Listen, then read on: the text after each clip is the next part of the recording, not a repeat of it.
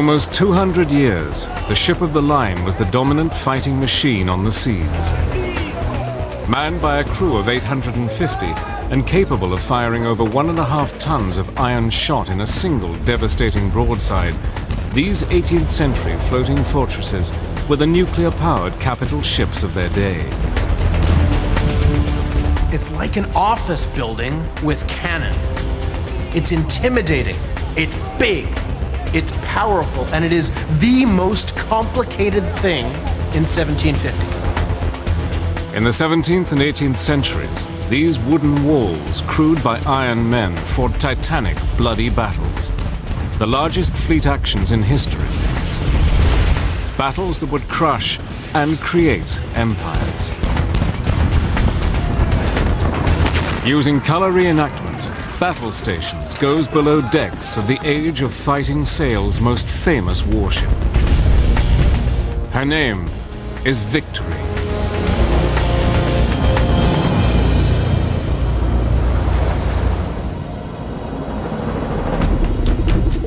October the 21st, 1805. Trafalgar, 40 miles west of the Rock of Gibraltar. 50,000 men and 60 warships engage. The greatest sea battle the world has ever seen has begun. No quarter is expected. None will be given.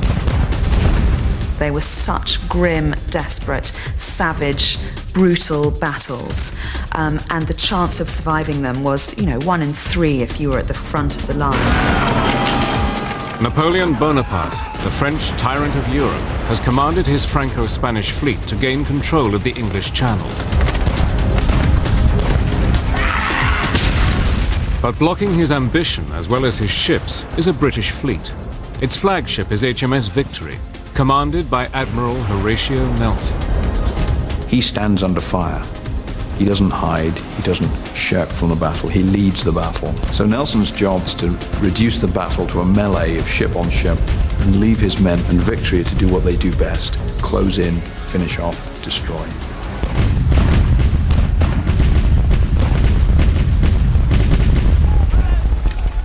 But the story of HMS Victory begins nearly half a century earlier, during a period of conflict known as the 7 Years' War. In the 1750s, the British and the French are vying in Canada and the Caribbean for control of the wood and the fur resources of Canada and for the sugar resources of the Caribbean. There's a lot of money at stake in the 1750s, and Britain and France are fighting over it. For over 400 years, Britain has relied on its navy. Britain is a maritime trading nation, and that means in order to ensure that British merchants can go all around the world and make all the money that they want, they need ships to protect them. These wooden walls form the country's first and most important line of defense. In 1759, with this latest war against France, Parliament ordered the construction of 12 new ships. Unlike any previous war, we were now fighting on 4 different continents, and therefore the Navy needed to supplement their fleet with a considerable number of vessels to fight on these various fronts. In the late 18th century, the most sophisticated warship any navy could possess was the 100-gun, first-rate ship of the line. In 1750, nothing is more complicated than a sailing ship, and no sailing ship is more complicated than a ship of the line. And the biggest ship of the line in the Royal Navy is a 100-gun first-rate like HMS Victory. In many respects, looking upon it from a 21st century point of view, she is the equivalent of a intercontinental ballistic missile submarine. The surveyor of the British Navy, Sir Thomas Slade, would design the finest example of a first-rate ever produced in Great Britain. A ship that would take center stage in one of the most famous naval battles in maritime history. Thomas Slade was a rather ingenious man. He was actually measuring captured French vessels and adopting the ideas into his own designs to improve speed and capability. Slade's design laid out the basic shape of a vessel almost 230 feet in length, weighing almost 4,000 tons. First of all, the keel is laid. On this particular ship, it's just under 160 feet long. And then you start fitting the frames which form the ribs of the ship, which extend all the way up to the top line of her hull. Then you start fitting on all the external planking and the internal planking. And in the lower part of the ship, the vessel is subdivided into various compartments. Over 21 feet in height, and with its wooden walls almost 3 feet thick, the hold of the ship is a warehouse of all the ship's stores and supplies. On top of this level is the first deck, which is the orlop. Then we come above the waterline and we have our first gun deck. This is 186 feet in length, and it mounts the heaviest armament, some 90 tons in all, of 30 in number 32-pounder guns. Here, in this cramped environment, in between cannon weighing 2.5 tons each, 350 seamen worked, slept, and ate. Rising above that deck, you then have the middle gun deck with 28 in number 24-pounder guns. Rising to the next tier, the upper gun deck, you had 30 12-pounder guns. Coming up to the next level, we then actually rise onto the open decks. She has a quarter deck and a forecastle, and above the quarter deck, an even shorter deck known as the poop. The last crucial element of the ship's design are its 3 towering masts. The foremast reaches 182 feet, the mainmast 205 feet, and the mizzenmast is 152 feet in height. These huge poles allow the ship to unfurl 37 separate sails, an area of almost 7,000 square yards, larger than the surface area of a football pitch.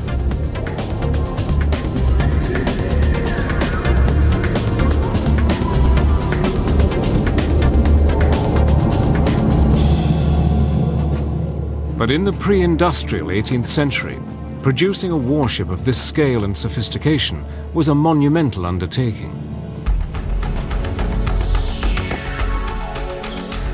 To build a ship like Victory, you need to clear a forest of oak trees. You need to import masses of timber from abroad, particularly pine for the masts. You need to import flax and hemp to make the sails and the ropes. All kinds of materials from around the world have to be assembled in a very large production unit, major British dockyard. 26 miles of rope and almost 1,000 blocks of various sizes were needed for the ship's rigging. Another 800 blocks were needed to work the guns, and each vessel needed numerous spares. 6,000 trees were felled to build the ship's hull, accounting for almost 300,000 cubic feet of oak. Enough wood to clad the Empire State Building 1.5 times. The Royal Navy of the Revolutionary and Napoleonic Wars is so large, and it gets through so much material, that it pioneers what we think of as modern industrial production. When building commenced, the ship had not been given a name. Just a year into construction, the wooden structure taking shape in its dry dock was finally christened. Her name was to be Victory. But by the end of 1759, Britain had gained control of almost all of North America and had all but crushed French ambitions in the New World. The 7 Years' War was effectively over, and HMS Victory was no longer needed. Built at a cost of more than £50 million in today's money, the Royal Navy's newest battleship was not required for immediate service.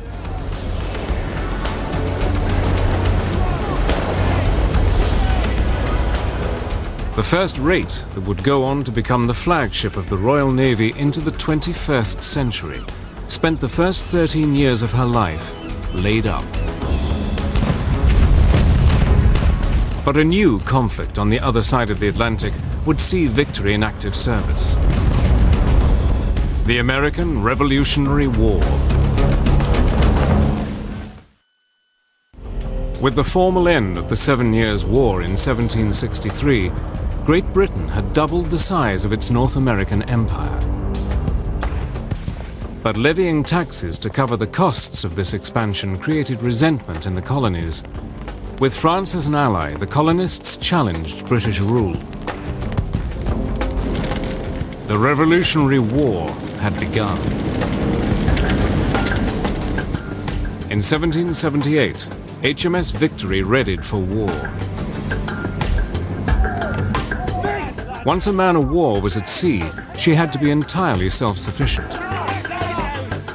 Before sailing, it was necessary to load a vast quantity of stores and provisions for the ship's survival.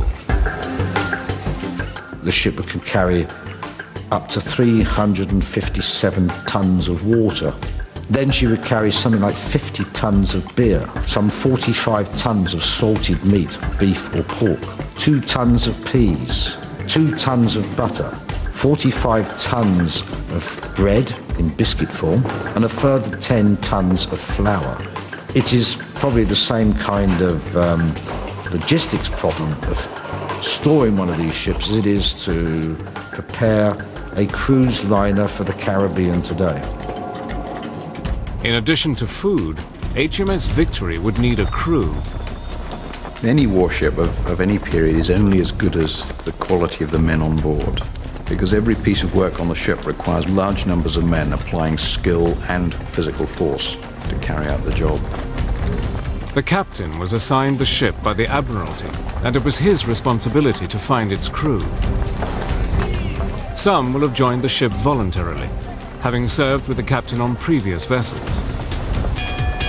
But others, a small proportion, would have been criminals who chose service over jail, or those unlucky enough to have been impressed.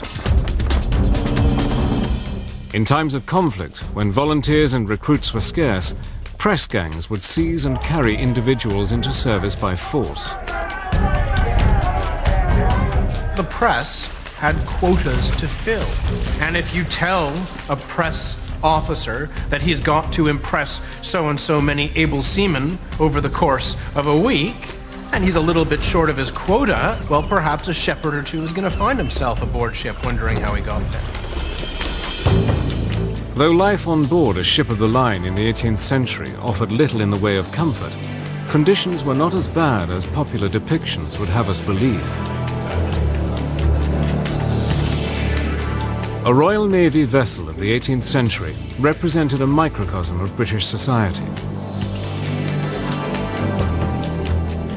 Class and the privilege of rank meant that for the officers, life on board a ship of the line was more comfortable than that of the common sailors. In the closed and stuffy environment of the ship's gun decks, the majority of the ship's company was housed.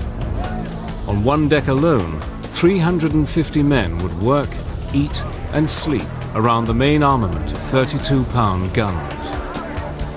I think there's no doubt that the life on board in the late 18th, early 19th century would be profoundly shocking to us now, both in terms of diet and discipline and work, and even only having 14 inches of hammock space. It's all immensely cramped and uncomfortable and difficult.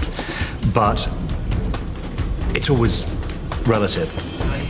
The conditions for the men on board are infinitely superior to those ashore, because the men get 3 square meals a day, they get meat several times a week, which nobody on shore in an agricultural labouring job could rely on. They're treated better than people ashore because they're worth more. The state needs these men.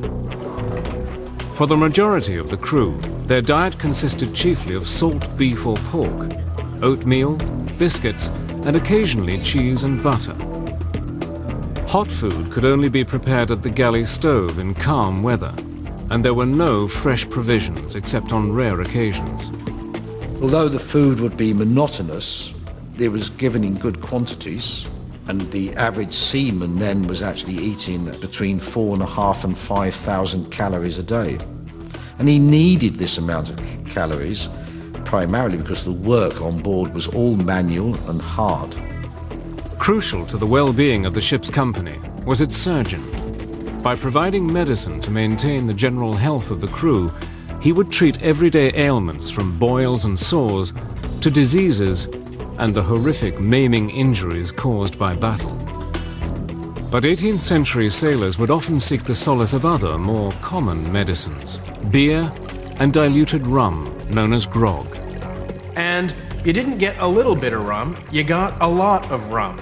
And the great big beaker of rum that every sailor got every single day kept the sailor in, to some extent, a perpetual state of mild alcoholic euphoria. You have to remember that during the 18th century, alcohol was drunk by nearly everybody from a very early age. And the reason why people drank beer was because it was safer than drinking water. It was believed at the time that a drunk sailor, a mildly drunk sailor, was a happy sailor, and that if it were not for the rum ration, discipline would fall apart in the Royal Navy. In an environment where lives frequently depended on each member of the crew performing their roles, there was no room for error or insubordination. On a ship like Victory, it's essential that everybody knows what they're doing. So there are certain rules of good behavior and decorum that have to be observed. Anybody who breaks those rules is punished. Punishment was meted out swiftly and could be harsh.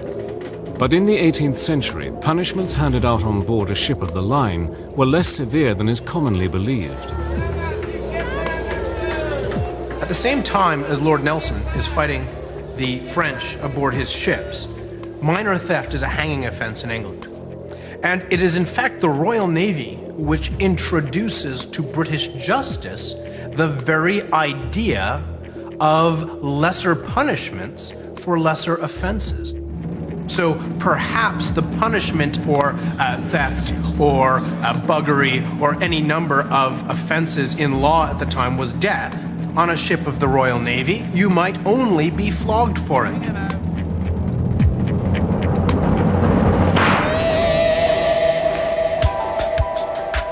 For the skilled seaman, the day was governed by a series of watches. Each man would take his turn carrying out the duties of the watch on deck, setting and trimming sails, steering and navigating the ship. The idlers, those that did not keep watches, were called at 5:30 a.m. They would then start to scrub the lower decks with large blocks of sandstone called holystones. And apart from physically sailing the ship, crewmen were also expected to keep their gunnery skills finely honed.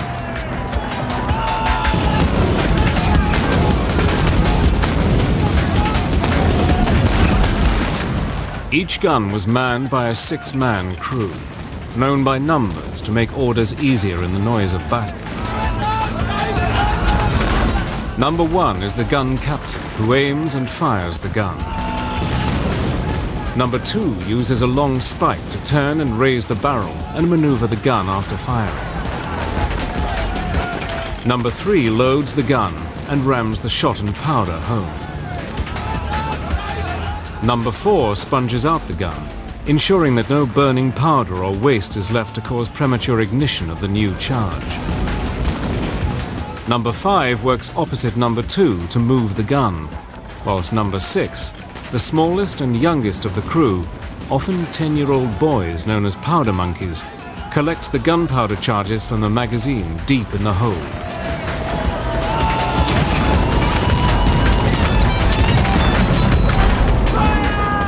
Crew in itself is just as important as the gun. If they're not in the right place at the right time, then the whole process goes to pot. So, for example, in a Formula 1 team, if the chap with a fuel hose forgets to stick it in and at the wrong time and the fuel goes all over, it all stops. You lose the race and that's it. If you lose the race in Napoleonic warfare, you're dead. It's as simple as that. The Victory's gun crews are trained with pinpoint precision and can carry out the complicated procedure to fire and reload their guns in just 90 seconds. Gun fires, gun is swabbed, gun is loaded, gun is rammed, gun is loaded with ball, gun is rammed, gun is loaded with wad, gun is rammed, gun is run out again, gun is fired, over and over again, like pistons in an engine. Fighting at sea is a deadly business. A cannonball of the period is the same concept as a modern depleted uranium warhead. It takes the potential energy of a ball and a big bag of low explosive gunpowder, converts it into the kinetic energy. Mass times velocity is momentum. Momentum hits sailor. Wham! Sailor is jelly. When that much mass propelled at that high a velocity hits the walls of a ship, it goes right through. Those big balls, the round shot, are tremendously efficient at turning potential energy into destructive energy. In July 1778, just 5 months after she set sail, the gun crews of HMS Victory experienced their first taste of the horrors of combat. The French, who had backed the American colonists in the Revolutionary War, came head-to-head with the Victory just off the coast of France. But the ensuing battle was indecisive, the French fleet slipping away from the British without sustaining any significant damage. But storm clouds lowered over Europe. France's economy had been shattered by the war. As taxes soared, discontent spread across France. Inspired by American independence, the French began their own bloody revolution.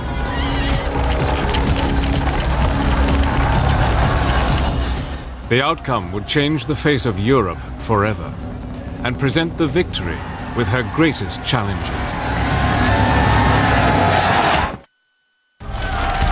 In 1789, growing discontent with France's feudal government exploded into an open revolt. With the execution of Louis XVI, revolutionary France found itself at war with Austria and Prussia, and in 1793, Britain followed. Britain's navy immediately blockaded French ports.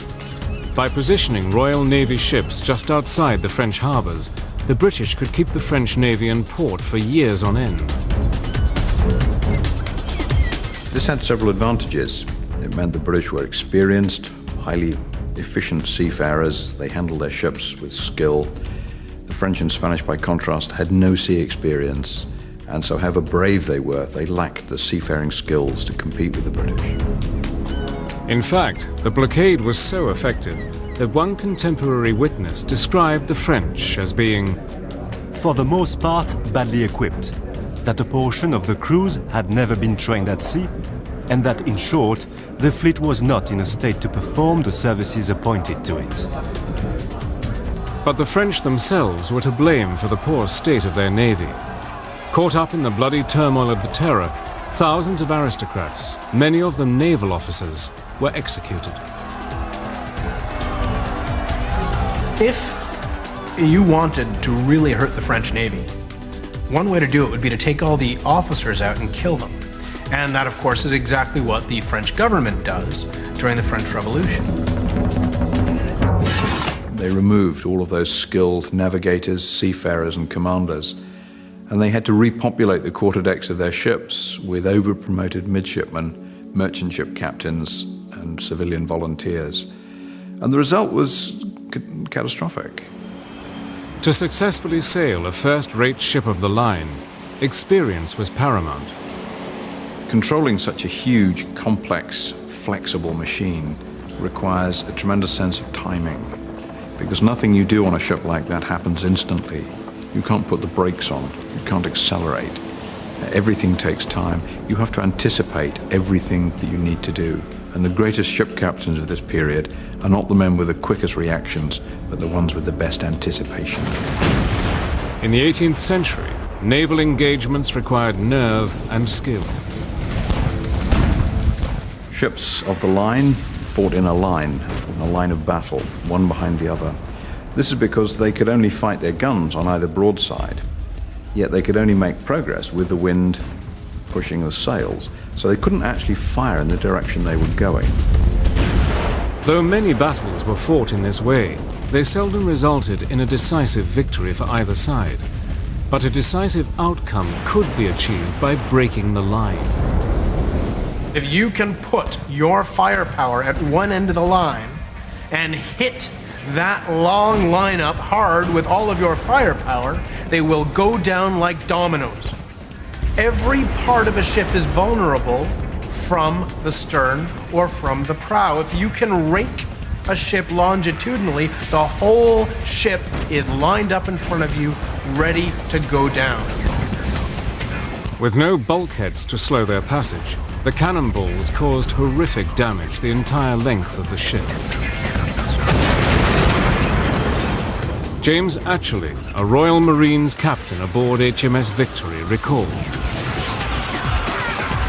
The shot passing through had mangled the bodies. An extraordinary proportion had lost their heads. A raking shot, which had entered the lower deck, had glanced along the beams and through the thickest of people. And an officer declared that this shot alone had killed or disabled nearly 40 men.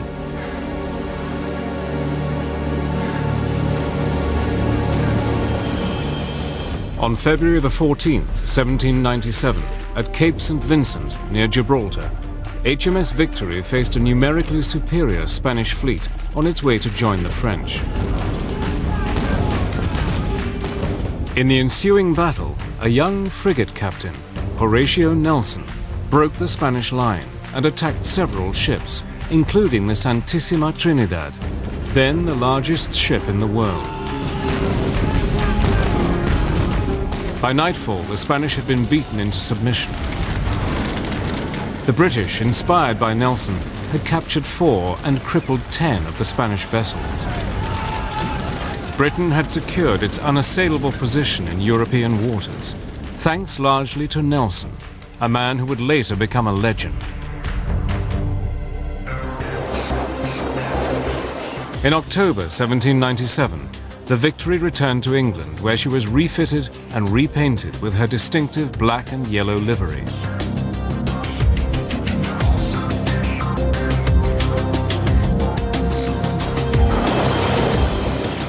She finally undocked on the 11th of April, 1803. The cost of her refit had been the equivalent of another £50 million. Over her lifetime, it cost certainly 6 or 7 times more to keep in service than she did to build. The perishable nature of the wooden ship makes it an endless maintenance task. But a new danger had emerged in France: Napoleon Bonaparte. Amid fears that the great dictator was planning to invade, Britain and HMS Victory were again at war. Now, at the turn of the 18th century, HMS Victory, commanded by Lord Nelson, would take center stage in the most decisive naval battle the world had ever seen.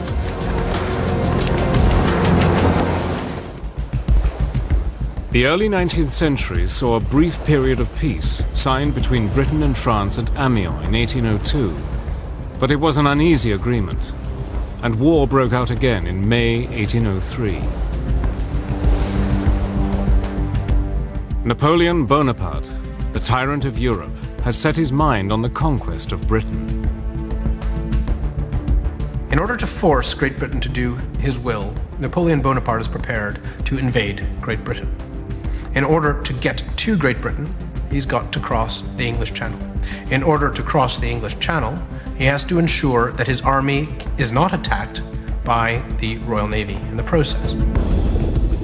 With his navy blockaded in ports throughout Europe, the great dictator gathered an army more than 120,000 strong in the Pas de Calais.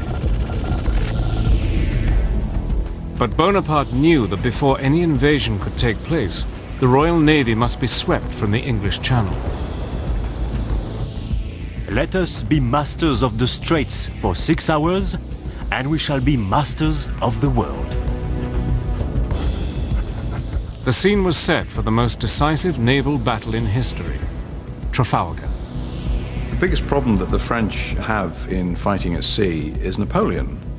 Napoleon is a master of war. He understands battles, campaigns, tactics, strategy, but he hasn't the faintest idea about the sea. What Napoleon wants to do is send Admiral Villeneuve out towards America to decoy, to tempt Nelson out westward away from the French and the Spanish fleets. His entire policy is hanging on the one question of whether he can decoy enough of the Royal Navy far enough away to enable him to shape the battle space for this crossing. But Admiral Villeneuve, Napoleon's commander of the Franco-Spanish fleet, had encountered Nelson before. Knowing that he was about to pit himself against the most skillful sea captain of the age filled him with a sense of impending doom. So Villeneuve, in the weeks and months leading up to Trafalgar, says, look, we can't compete with these people. They're more dynamic, they're more aggressive, they're more innovative than we are. In every battle, somebody has to come second, and at Trafalgar, everybody knew that Villeneuve was going to come second long before the battle starts. Nelson knew it. Villeneuve knew it. Napoleon's plan called for Villeneuve to head for the West Indies, luring Nelson away from the Channel. Villeneuve would evade Nelson, circle back, and join up with the Spanish fleet off the coast of France to take the Channel. But the British were not so easily fooled. You can't outwit the British at sea. The British understand this element far better than the French, and far, far better than Napoleon. They anticipate his every move. And not only does Nelson chase Villeneuve all the way to the West Indies and back, but another British fleet meets him off the coast of Spain and gives him a beating on his way back. His nose blooded, unable to rendezvous with his allies, and with Nelson in hot pursuit, Villeneuve panicked. Instead of heading towards the Channel, he sailed into the port of Cadiz. Nelson, on board HMS Victory, decided to anchor 50 miles from Cadiz and ordered his frigates to watch the port. Villeneuve, under orders to sail immediately for the English Channel and believing Cadiz to be blockaded by only a small number of British frigates, sailed out of port and straight towards Nelson. Nelson understood there was no point fighting a battle that was inconclusive. There was no point engaging in all the drama and cost of a full-scale fleet battle if you couldn't annihilate the enemy. And he used that word over and over again. He said, only annihilation will do. Nelson's plan for the battle called for the Royal Navy's ships to form into two columns. These two columns would sail at the center and rear of the enemy line of battle. Nelson's two-column attack on the Franco-Spanish line is designed to cut them into three pieces. His flagship is going to cut the enemy line 1/3 from the front. And the purpose of that is to destroy the enemy flagship, to take out their command and control center, to leave the rest of the Franco-Spanish fleet as a confused mob. Nelson was the ultimate risk taker. Before almost every battle, he says things like, glorious victory or Westminster Abbey, meaning, you know, he's either going to die a hero or he's going to achieve victory. On the morning of October the 21st, 1805, 40 miles west of the Rock of Gibraltar at Trafalgar, the two great fleets drifted on a light breeze towards battle. The French and Spanish began to form a line, when suddenly one of the Spanish captains realized that the rear of the line was perilously exposed. Our van will be cut away from the main body, and our rear will be overwhelmed. Half the line will be compelled to remain inactive. The French admiral will not grasp it. The fleet is doomed. The French admiral does not understand his business. He has compromised us all. As the two fleets were advancing towards each other off Cape Trafalgar, Nelson famously ordered the signal, "England expects that every man will do his duty." What he wanted to say was that England confides, has confidence that every man will do his duty. But the word confides wasn't in the signal book. It had to have been spelled out. So his signal officer, John Pascoe, says expects, and Nelson says, yes, that will do. But the men know what Nelson means. And the fact that he's taken the time and the trouble to compose a signal to send to them just before the guns start firing, as they're going into battle, has a tremendous impact on their morale. Just a few moments later, HMS Victory drifted into range of the French guns. A minute or two of awful silence ensued, and then, as if by signal from the French admiral, the whole van, or at least 7 or 8 of the weathermost ships, opened a fire upon the Victory. Such a fire has scarcely before been directed at a ship.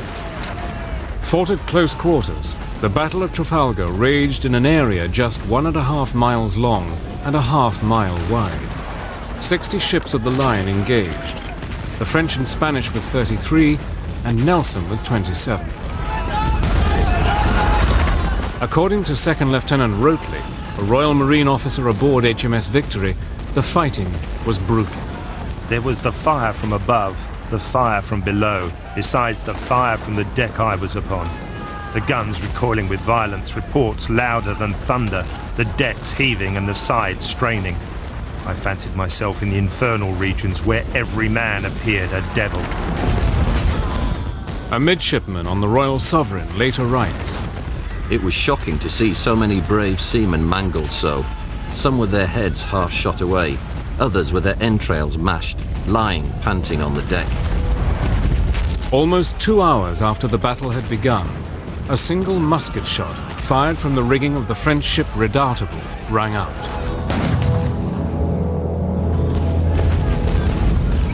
Though it was only one of tens of thousands of shots to have been fired that day, its impact was the most devastating.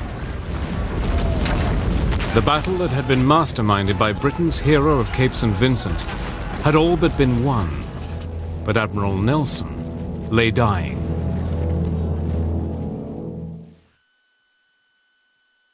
Amid the chaos of the Battle of Trafalgar, Admiral Nelson, Britain's hero of the Battle of Cape St. Vincent, was fatally wounded. A musket ball fired from the rigging of the French ship Redoutable entered his body through the shoulder, pierced his lung, and severed his spine. As he lay dying, the Franco-Spanish fleet was destroyed. Trafalgar had been won, but the cost of the battle had been high, and British losses were heavy. Almost 450 killed, and another 1,300 wounded. HMS Victory sustained the heaviest losses of any British vessel. 57 men killed and 110 injured. But of the 27 ships in the British fleet, not one had been sunk or captured.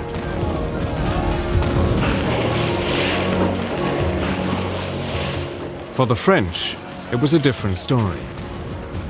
The Franco-Spanish fleet had lost 4,500 men. Nearly 3,000 were wounded, and 17 of their 33 ships were captured by the British. At the Battle of Trafalgar, Nelson sinks enough of the French Navy and the Allied Spanish Navy to ensure that France cannot impose its will on the British at sea for the rest of the Napoleonic Wars. The Battle of Trafalgar is the ultimate naval combat. It doesn't decide who wins the battle, it decides who wins the war. And that war doesn't mean that the British have to go back and do it all again later. Nobody takes the British on in fleet-to-fleet battle for another 110 years. That's how important Trafalgar is. Nobody would take on Nelson's heirs, nobody would dare. And so for more than a century, the British have undisputed command of the ocean, unrivaled grasp on world trade, which makes them rich and successful. Shortly after hearing the news of his victory, Nelson died. HMS Victory's company were grief-stricken. Great God, a seaman exclaimed on hearing the news. I would rather the shot had taken off my head and spared his life.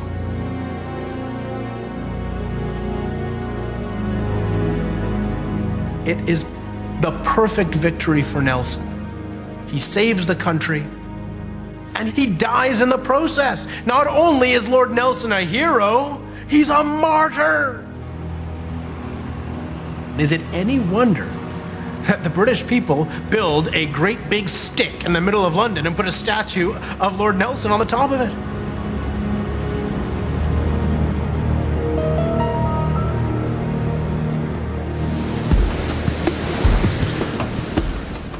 But HMS Victory was nearly destroyed and had to be towed to port by another ship. The repair work to the Victory was undertaken at Chatham, in the dock where her keel had been laid nearly 5 decades earlier. You have to remember that Victory reaches its finest hour when it's 40 years old. No modern warship lasts for 40 years in the front line. But by the early 19th century, steam, not sail, would provide propulsion for the ships of the future. Robert Fulton's steam-powered riverboat, the Claremont, heralded a new era of technology. The age of fighting sail would soon be a thing of the past. Even when she's laid down in 1759, Victory is already a very mature technology. Wooden sailing ships have been around for a long time. Muzzle-loading cast iron cannon as well. And in the same year, James Watt comes up with a separate condenser, leading to the first successful steam engines and the beginnings of the Industrial Revolution. And the irony for Victory is that she will outlast almost all of her contemporaries as warships, but she'll be rendered obsolete by steam power. HMS Victory made her last voyage into Portsmouth in December 1812. Now 47 years old, the same age as Nelson at his death, she would never again see active service. After such an illustrious and important career, the final entry in her log reads, "Moderate breezes and snowy weather. Ship returning the remaining stores to the victualling office and dockyard. Signed, P.H. de Moresque, Captain."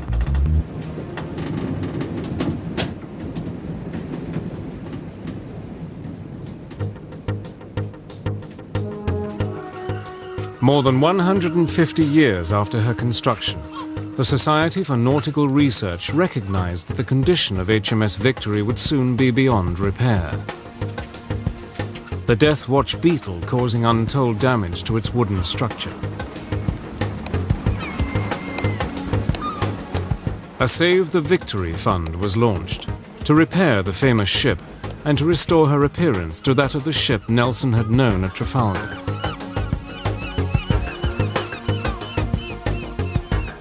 Nelson himself thought Victory was the greatest ship of her time, but if Trafalgar hadn't been won, Victory's place in naval history wouldn't be what it is today. Moved to its present location, Number 2 Dry Dock, at Portsmouth's Royal Naval Dockyard in 1922, HMS Victory has, over the last 80 years, been meticulously restored and saved for a grateful nation.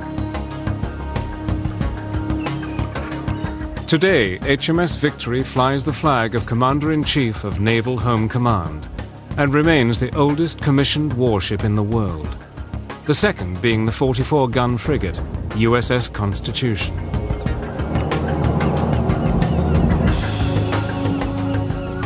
Open to the general public, the first-rate 100-gun HMS Victory remains a living monument to the courage and determination of those who fought with Nelson during the Napoleonic Wars, the golden age of fighting sail, and of the Royal Navy's finest hour.